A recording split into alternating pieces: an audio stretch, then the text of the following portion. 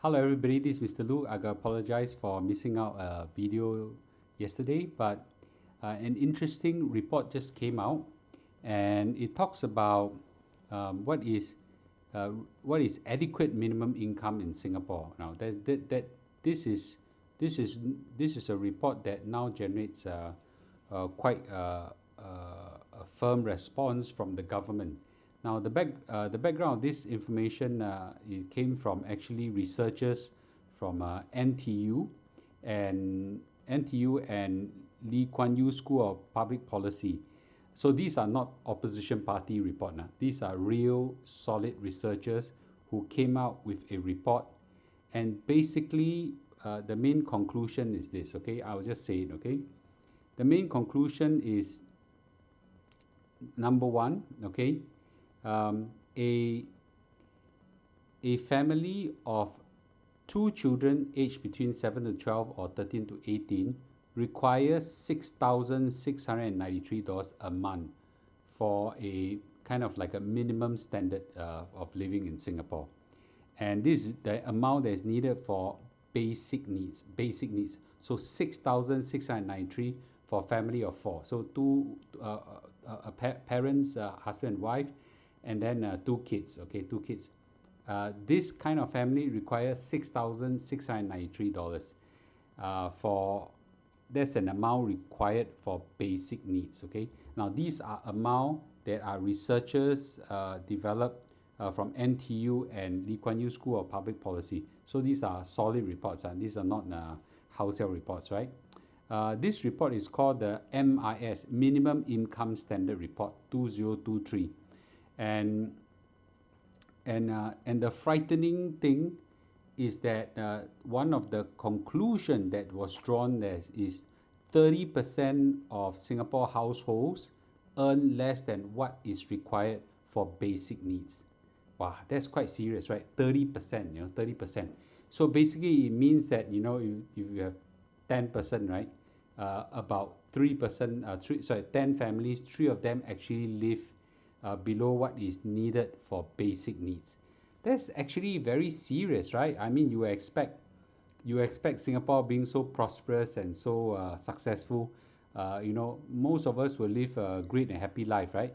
In my 165 community, I think many people are living extravagantly, rich life, because everybody is all talking about hundreds of thousands and millions and all sorts of stuff. But let's bring down to earth. There are a group of people that are actually living below what is amount required. Now, but this report is not without debate. Okay, in fact, the government, 3 ministries came out and basically draw a joint response from them.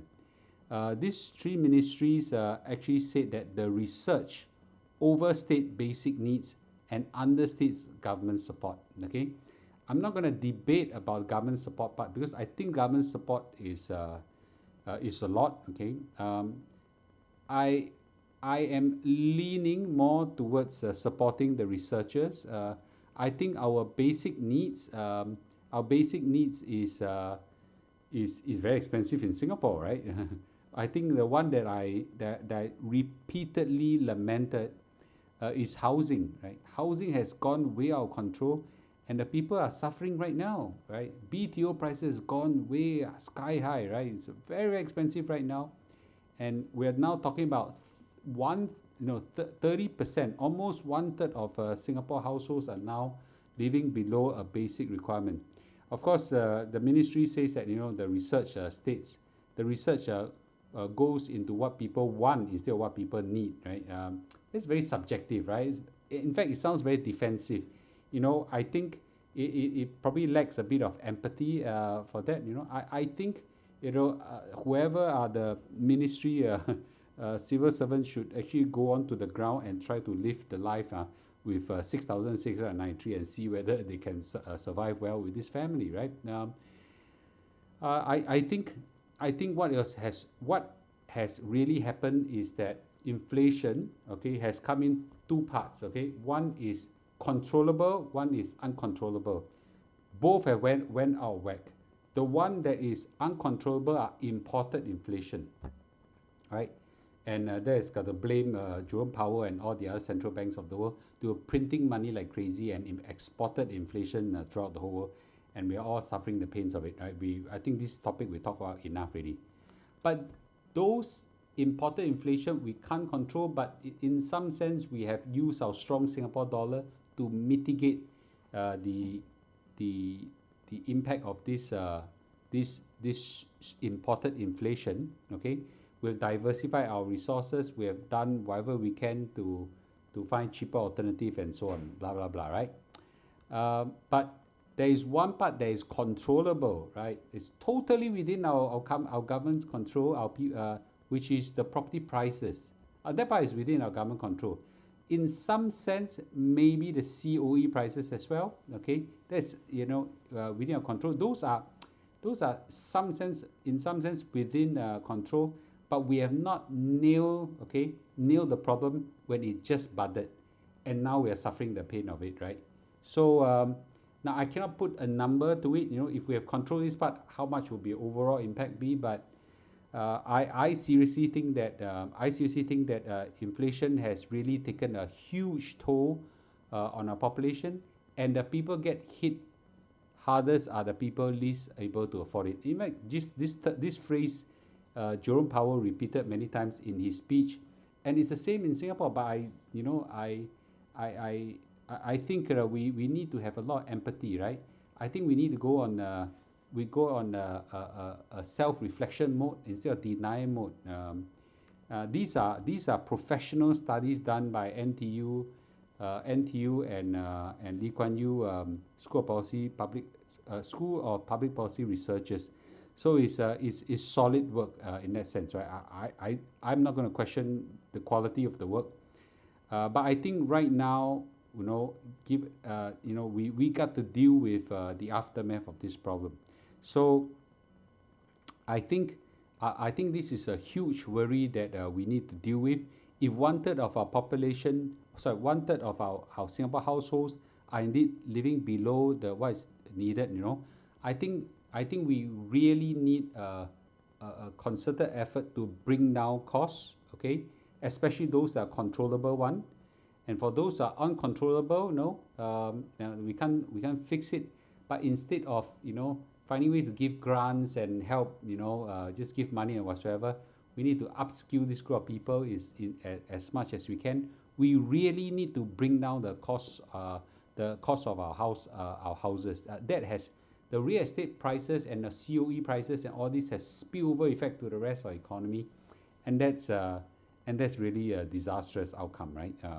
And I say again, right? Too little is done too late. We could have nipped the problem on the bud by the minute when the property prices start rising. We can nip it, right? Control the demand right away. We're so afraid of causing a property market to crash, and now we have the reverse problem, right? So this is my take of it. Okay, I think most of the ministries are doing well in helping out. I think it's really the housing development board and URA. This part they have to take some huge responsibility in causing a runaway inflation in our property prices, right? We are one of the few countries that in this high interest rate environment that property prices still continue to run away. Most of the developed country, the property prices have cooled down tremendously, right?